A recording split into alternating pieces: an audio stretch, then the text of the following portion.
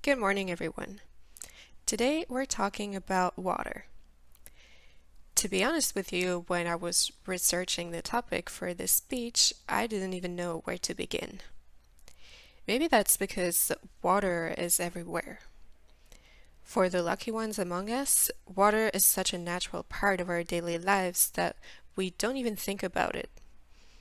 We can readily open the tap, we have access to clean drinking water, and so on. We're connected to water in so many ways. And so I think sadly, because we don't think about it, we take water for granted. Today, I'd like to talk to you more specifically about the two opposite ends of the spectrum when it comes to water issues. By that, I mean water scarcity and flooding. First, I'd like to tell you about water scarcity, and also for that, I'll tell you a little bit about my personal experience. I grew up a 15-minute walk from the sea. In that region, it rained probably 300 days a year. In the summer of 2003, there was a hot spell. Temperatures reached 27 degrees Celsius. Local authorities declared a heat alert. Fast forward to this summer of 2022, and my home city had a high of 39.8 degrees on July 18th. This was in the middle of the hottest summer on record since 1900. Wildfires burned thousands of acres of forest in France this summer, as I'm sure you've heard. But there were also wildfires in other European countries, such as Spain, Portugal, Greece, and perhaps more surprisingly, in the UK as well. However, it's not just a European problem. Droughts and water scarcity are becoming a bigger problem everywhere. For example, in North America today, the Colorado River level is at an all-time low. 40 million people rely on the Colorado, and that's across 7 American states and Mexico.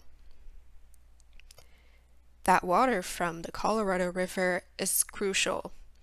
It's used for agriculture, for various industrial sectors, as well as by municipalities.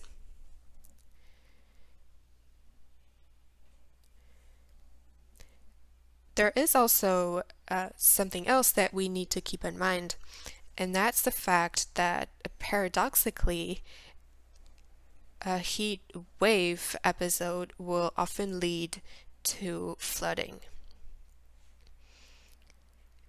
We've seen that happen several times, and I'll give you two examples.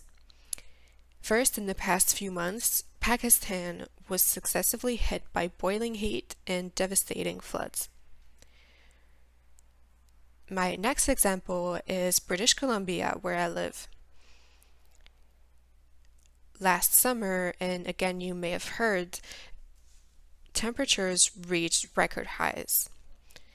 Then in the fall of last year, several cities and towns were flooded. Residents there saw water levels rise dangerously fast.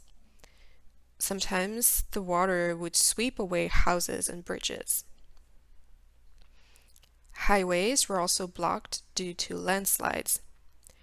That impacted freight and essential supplies.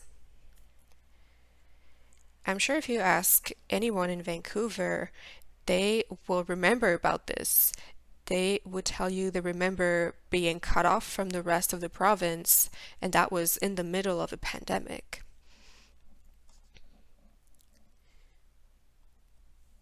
So flooding puts stress on infrastructures, and it creates even more water problems down the line.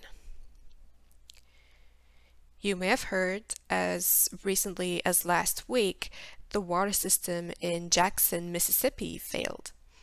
And that was because the city's water treatment plant was flooded.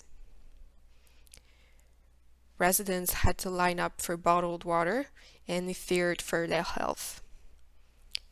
That was over 150,000 people who could no longer access water to not just to drink, but to flush toilets or fight fires, among other critical needs.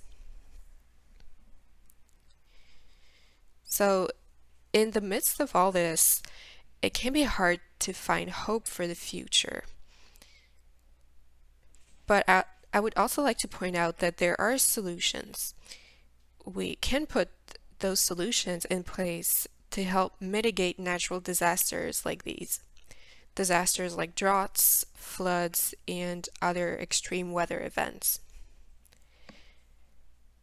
So I think we need to keep pushing for those solutions. In conclusion, I would encourage you to seek information about those solutions and learn about what you can do at your own level.